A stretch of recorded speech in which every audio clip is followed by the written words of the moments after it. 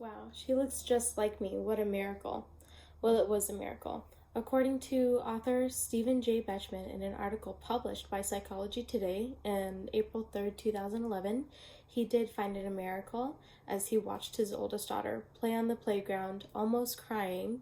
He was in awe of finding his daughter after giving her up for adoption years back. The author Betchman did, however, admit it was going to take him a few months to emotionally claim her as his own. In an article published in 2018 by the American Adoption Congress, statistics show that in the study of American adolescents, the Search Institute found that 72% of adopted adolescents wanted to know why they were adopted. 65% of them wanted to actually meet their birth parents, and 94% wanted to know which birth parent that they looked more like. This is why this topic is worthy of your attention and my examination. Today, I will attempt to change your views on the changing of adoptee right to know law to, instead of having the adoptee be 18 years old to retrieve their original birth certificates, they are able to do it at a younger age. I will do this by first talking about the problems this causes to adoptees, to the reason why this law was created, and lastly, the solutions that we can take to fix this and the governmental and personal behavior. The problems where when adoptees can't find their birth parents and getting a chance to know them. The adoptee right to know law. According to the Adoption Network Center, written in 2018, the adoptee's right to know law is the right given to all adult adoptees to access their original birth certificates from before the adoption. This law is set in place to help adoptees to access their original birth certificate, which for many decades have been sealed in most states.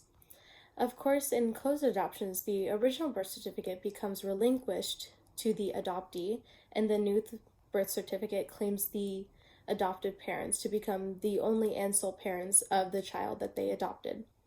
Adoptees every day come to realize that they do not look like their adoptive parents sooner or later by either means of the color of their skin, their race, their appearances in relation to the parents who raised them all of these years. Some parents end up growing their adoptive children as their own, never telling their child that they were not part of their family originally. This causes adoptees to resent their family after many years of creating so many memories with them.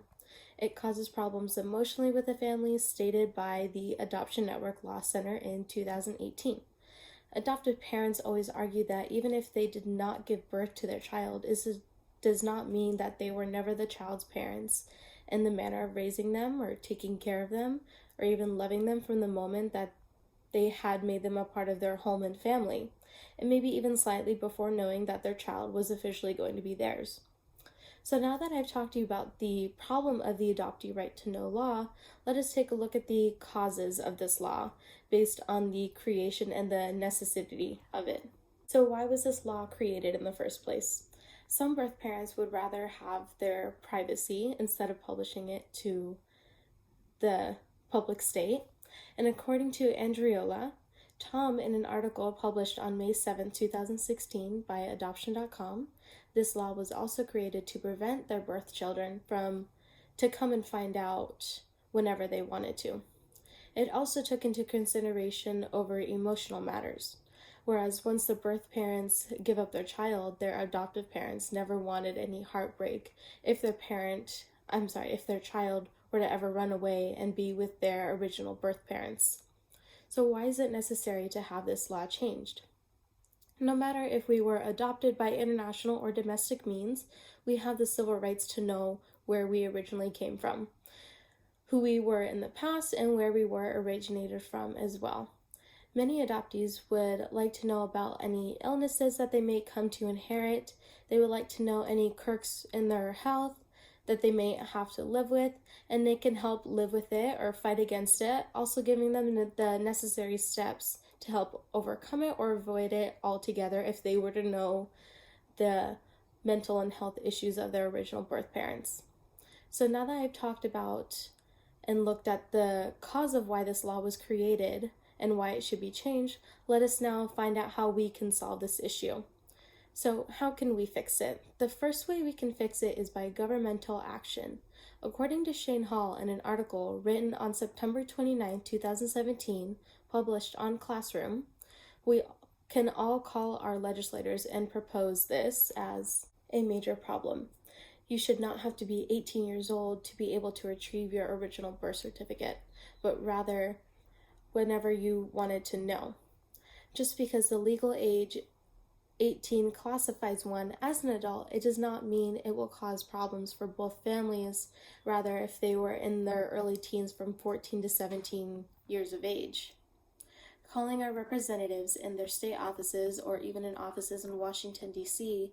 will help this issue in becoming a wider topic to be talked upon. We can personally change the way that we advocate these laws as well. We can involve our friends, our family, our neighbors, and even our schools. The more output that we get onto the situation, the bigger it will become, and our representatives will have to look into this upcoming problem. We do not need funds to help our cause and have this happen, just our voices and our opinions to be heard, because our opinions do matter.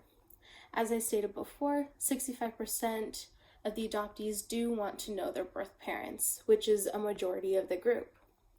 So now that I have talked about all the topics, I am going to conclude. So today I have hopefully changed your views on getting the adoptee to right to know law changed. We did this by talking about the issue itself, why the law was created, and why it is necessary to have this law abolished, and lastly talking about the possible solutions of how we can get this law changed.